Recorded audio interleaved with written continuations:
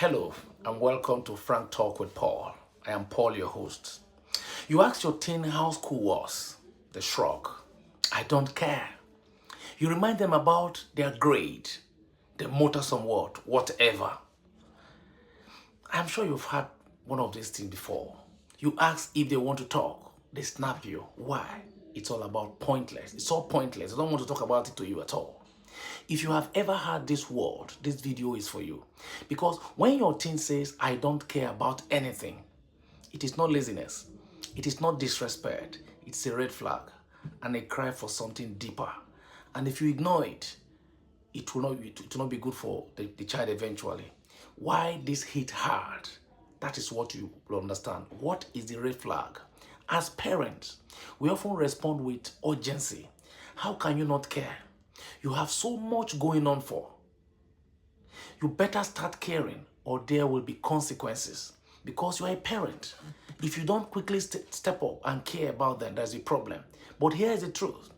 That flat tone isn't always rebellion. It is emotional burnout or quiet depression or confusion about their identity.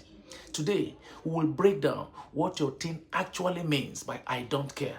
What is normal, what is not. What you can say to open real conversation and how to gently guide them back to hope and motivation.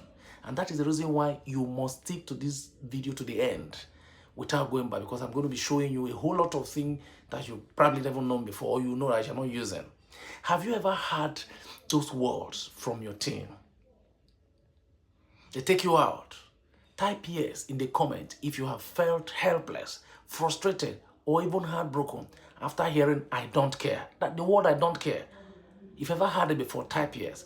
And if you are new here, subscribe, because we are not just talking about teen. We are healing the relationship behind them.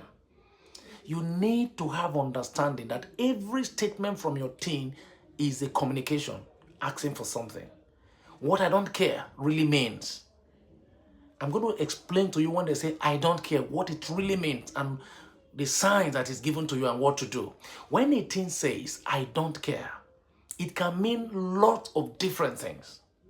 Let's decode some of them. Number one, overwhelming. They care too much and they are shutting down to protect themselves. It could mean that. Number two, it could be emotional fatigue. They have been masking for too long. Now they are numb. Number three, it could be depression and anxiety. Apathy is often the marks that the mental health struggle wears. Number four, it could be fear of failure, saying, I don't care. Protect them from the pain of trying and not succeeding. Number five, it could be testing boundaries sometimes. It is a power move. They are gauging how you will react. Either way, it is rarely about actually not caring.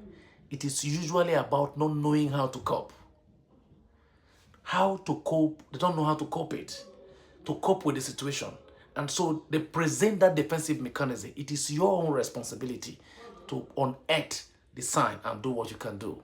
When the last time you said, I don't care, but actually mean I am tired, sad, or scared? Share that moment in the comment section. Help another parent feel less alone, because it is a common happening in many homes where we have teen growing. And what is the normal and what is not. Now, if you don't understand what is normal, it will be very difficult for you to be able to address what is normal. Let's be honest. Some level of disengagement is normal in teens. Understand that. It is part of developing independence. Here is the difference. What is normal? Saying I don't care in frustration, but still doing the task. That is normal. Apathetic towards prioritize things, not theirs. Mode shift and to go. Just part of it, pulling away and to creating space. Just pulling away and to create space on their own. What is not is losing interest in everything they used to love. That one is not normal. Grade dropping and they genuinely don't care. Saying things like, it doesn't matter if I fail or nothing matters anymore. Those ones are red flag. Sleeping too much or too little. Avoiding all responsibilities, friends or hobbies. Those are very serious signs. If the apathy feels persistent, heavy or emotional, that is not typical teen stuff. That is pain without language. It means something is going on underneath them. that you need to unearth and heal quickly. What to say instead of you should care.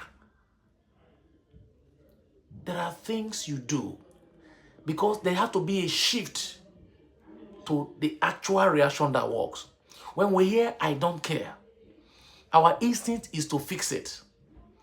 But what is instead of fixing it, we just listen? Here are phrases that shift the conversation. Because when they throw up the word, they expect you to react as well. Try this. It sounds like something weighing on you. Do you understand that? I am here when you are ready to talk. Even if it is not today. You don't have to care about everything right now. Let's figure out what matters to you. Is there something that feels too big to deal with right now? These signs, you're giving them the place of support. This question invites reflection instead of resistance. And it's important when the child sees that you are trying to reconnect with them, they're happy about it. It's very important.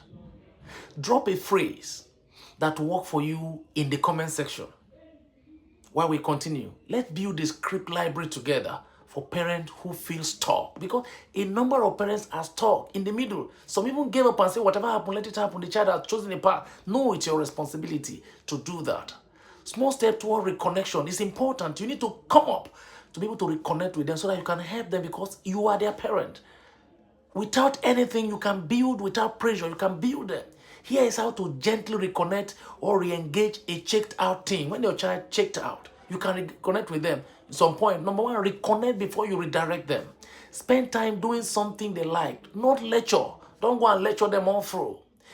Find one spark act. Is there one thing you used to enjoy? Music, sport, writing. Validate win, even instead of just getting out of bed or turning into one assignment. Acknowledge effort, not just outcome. Avoid overloading them. Focus on one small goal at a time. Too much changes too fast can send them back into shutdown. Model resilience. Show them how you bounce back from hard days without pretending you have got it all together. You can, because they learn more by what you model. When to get professional help, sometimes there are signs when they are beyond your control. You need professional help. You can quickly go for it, but there are signs that you need to do that. If it doesn't happen, you can't do it. If your teen apathy is lasting longer than 2 weeks and showing up in multiple areas of their life, don't wait. Reach out quickly to the school counselor, to the therapist, to the pediatrician who understand teen mental health, because it could be a red flag for mental health. And remind your teen, getting help is not weakness, it is wisdom.